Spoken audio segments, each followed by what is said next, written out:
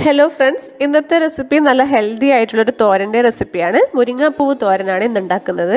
മുരിങ്ങയുടെ ഇലയും കായും പൂവും എല്ലാം ആരോഗ്യ ഗുണങ്ങളാൽ സമ്പുഷ്ടമാണ്. നമ്മൾ കൂടുതലായും ഉപയോഗിക്കുന്നത് മുരിങ്ങയുടെ ഇലയും മുരിങ്ങക്കായുമാണ്. എന്നാൽ മുരിങ്ങയുടെ പൂവും ഏറെ ആരോഗ്യ ഗുണങ്ങളും ഔഷധ ഗുണങ്ങളും അടങ്ങിയ ഒന്നാണ്.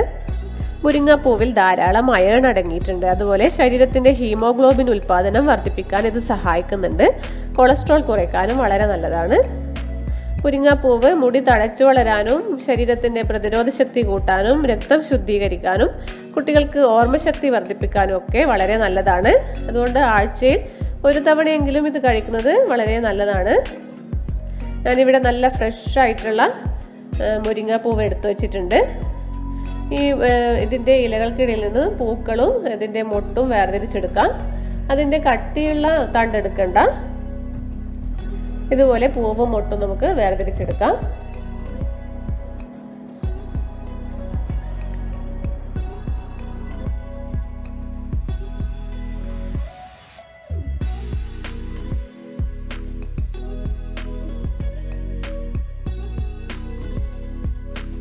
മുരിങ്ങാപ്പൂവെല്ലാം വേർതിരിച്ചെടുത്തിട്ടുണ്ട്.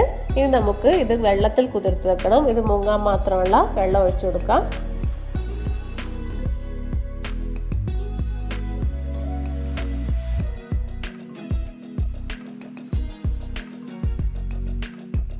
ഇതിലേക്ക് കുറച്ച് ഉപ്പും മഞ്ഞൾപ്പൊടിയും ഇട്ടിട്ട് നന്നായിട്ടൊന്ന് മിക്സ് ചെയ്യണം.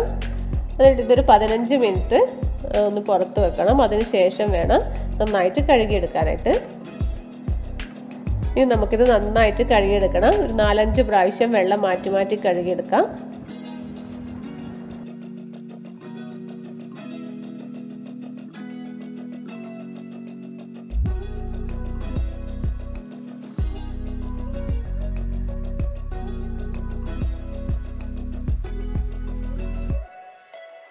മുരിങ്ങാപ്പൂവ് കഴുകിയതിന് ശേഷം ഒരു അരിപ്പയിൽ ഇട്ട് വെക്കാം. ഇതിലെ വെള്ളമൊക്കെ നന്നായിട്ട് വാർന്നു പോകാൻ വേണ്ടിയിട്ട് കുറച്ച് സമയം അരിപ്പയിൽ ഇട്ട് വെക്കാം. ഇനി നമുക്ക് എങ്ങനെയാണ് തോരൻ ഉണ്ടാക്കുന്നത് കാണാം. പാൻ ചൂടായതിനു ശേഷം ഇതിലേക്ക് 1 ടേബിൾ സ്പൂൺ ഓയിൽ ചേർക്കാം. അതിലേക്ക് കുറച്ച് കടുക്, കറിവേപ്പില, പിന്നെ വറ്റൽ മുളകും ചേർക്കാം.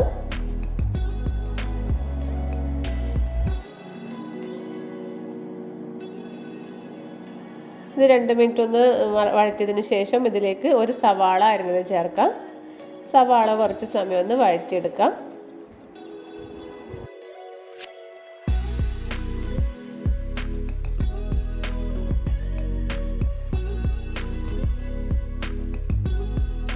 ഇനി ഇതിലേക്ക് ഒരു പച്ചമുളക് ചേർക്കാം.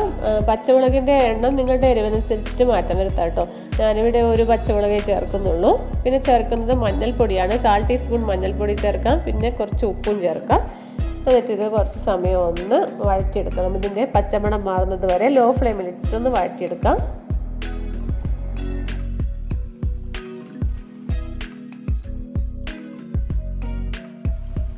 കുറച്ച് സമയം ഒന്ന് വഴറ്റിയതിന് ശേഷം ഇതിലേക്ക് നമ്മൾ എടുത്തു വച്ചിരിക്കുന്ന മുരിങ്ങപ്പൂവ് ചേർക്കാം.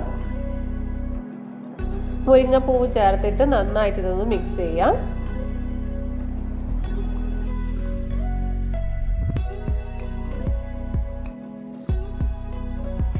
ഇതിന് മൂടി വെച്ചിട്ട് ഒരു 3 മിനിറ്റ് വേവിച്ചെടുക്കാം. ലോ ഫ്ലെയിമിൽ ഇട്ടാൽ മതി. ഈ സമയത്ത് നമുക്ക് ഇതിലേക്കുള്ള അരപ്പ് റെഡിയാക്കണം. 1 കപ്പ് തേങ്ങയും 5 വെളുത്തുള്ളി അല്ലിയും പിന്നെ 1/2 ടീസ്പൂൺ ജീരകവും ചേർത്തിട്ട് ഒന്ന് ചതച്ചെടുക്കാം. 3 മിനിറ്റിന് ശേഷം നമുക്ക് അടപ്പ് തുറന്നിട്ട് ഇതൊന്ന് മിക്സ് ചെയ്ത് കൊടുക്കാം. ഇനി ഇതിലേക്ക് നമ്മൾ റെഡിയാക്കി വെച്ചിരിക്കുന്ന തേങ്ങ ചതച്ചത് ചേർക്കാം. തേങ്ങ ചേർത്തതിന് ശേഷം നന്നായിട്ടൊന്ന് മിക്സ് ചെയ്യാം.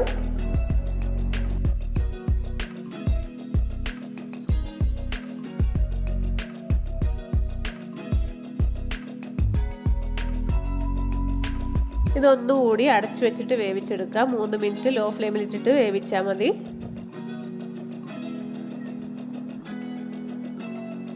മുരിങ്ങാപ്പൂവെല്ലാം നന്നായിട്ട് വെന്തിട്ടുണ്ട്. 2 മിനിറ്റ് കൂടി ഒന്ന് വഴറ്റിയെടുക്കാം.